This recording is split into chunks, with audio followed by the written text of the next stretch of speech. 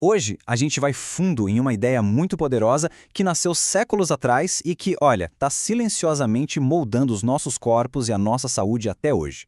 É uma ideia que nos trouxe a um ponto em que a própria indústria que nós construímos agora vive dentro de nós. Vamos entender como isso foi acontecer? A pergunta que dá o pontapé inicial na nossa análise bem, ela é direta e, ao mesmo tempo, bem chocante. Como é que a gente chegou nesse ponto? O ponto em que os resíduos da nossa produção industrial não estão só por aí, no meio ambiente, mas literalmente nos nossos tecidos, no nosso sangue. E olha, isso aqui não é teoria da conspiração, tá? A ciência confirma essa invasão de um jeito bem alarmante. Estudos recentes encontram microplásticos em órgãos vitais e, pasmem, até no leite materno. Essas partículas minúsculas causam inflamação, estresse oxidativo. Ao mesmo tempo, a contaminação por chumbo, que é um veneno industrial clássico, continua causando danos que não têm volta, especialmente nos mais vulneráveis. O ponto aqui isso não é um mero acidente, é o resultado direto de um jeito de pensar. Certo. Para a gente entender de verdade como chegamos até aqui, a gente precisa voltar um pouco no tempo. A gente precisa investigar a origem de uma metáfora que se tornou basicamente a base da biologia moderna. Uma metáfora tão poderosa que mudou completamente o jeito como a gente se enxerga. E aqui está ela. A grande ideia. O corpo humano funciona na essência como uma máquina. Uma coleção de peças, de engrenagens e sistemas que podem ser entendidos, otimizados e, claro, consertados, de forma isolada. Mas essa visão não surgiu do nada, não. Ela foi importada de outra grande revolução. Primeiro, veio a revolução na física. A invenção do motor a vapor, gente, foi algo que mudou tudo. Não só para a indústria, mas para o pensamento científico. De repente, os cientistas tinham um modelo perfeito de um sistema fechado, que pega energia e transforma em trabalho. E daí, para aplicar essa mesma lógica ao corpo humano, foi um pulo. Nosso metabolismo foi reenquadrado, virou um tipo de motor que queima combustível, a comida, para gerar energia. E aí, logo em seguida, o eletromagnetismo deu pra gente uma linguagem completamente nova para falar sobre forças invisíveis. A comunicação entre as nossas células, sabe? Os impulsos nervosos, tudo isso passou a ser descrito em termos elétricos, como se o nosso sistema nervoso fosse uma placa de circuito super complexa. A biologia estava, aos poucos, sendo reescrita com o vocabulário das máquinas. Mas essa metáfora do corpo como uma máquina não ficou só na teoria, dentro dos laboratórios. Ela foi reforçada e solidificada ali no chão de fábrica, bem no coração da Revolução Industrial, que moldou não só o nosso mundo, mas a própria linguagem que a gente usa para falar sobre o nosso corpo. E essa influência se tornou incrivelmente concreta, sabe onde? Na nossa própria linguagem. Pensa bem, a indústria têxtil nos deu a palavra tecido para descrever nossas estruturas celulares, como se fossem fios entrelaçados. A indústria alimentar transformou nosso metabolismo numa linha de produção.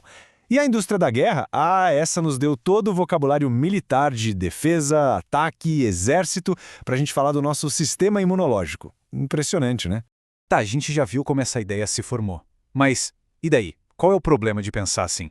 O que acontece quando a gente começa a tratar um sistema biológico que é super complexo como se ele fosse uma máquina simples? As consequências são profundas e muitas vezes bem devastadoras.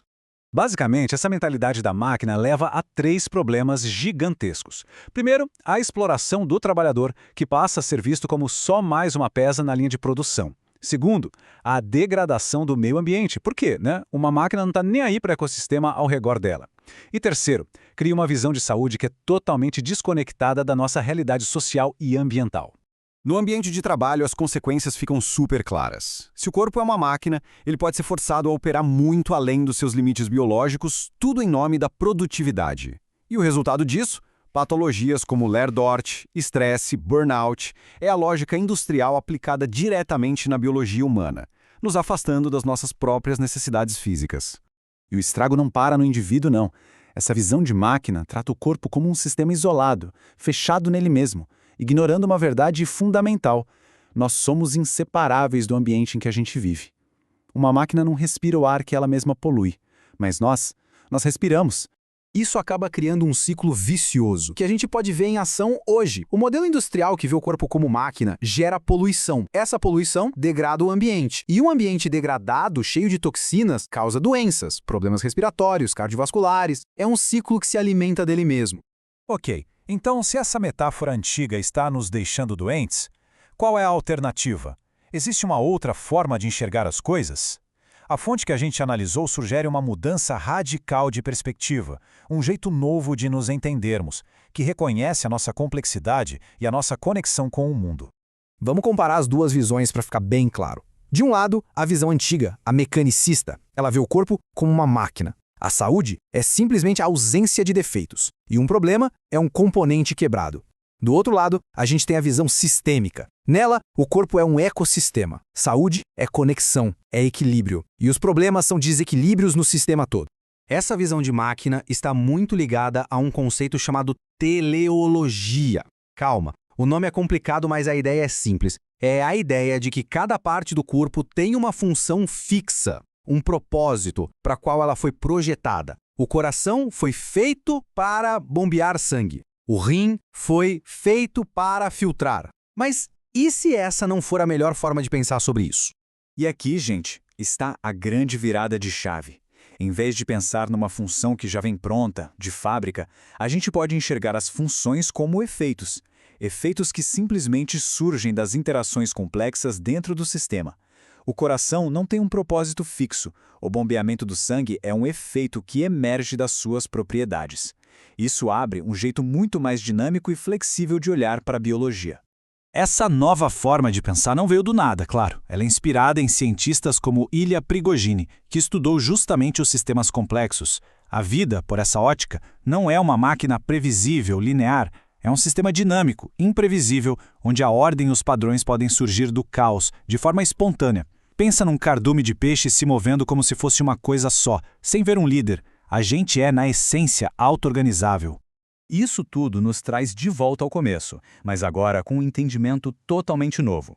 Se a gente rejeita a metáfora da máquina que nos levou a poluir nossos próprios corpos, a pergunta que fica é: o que nós somos então?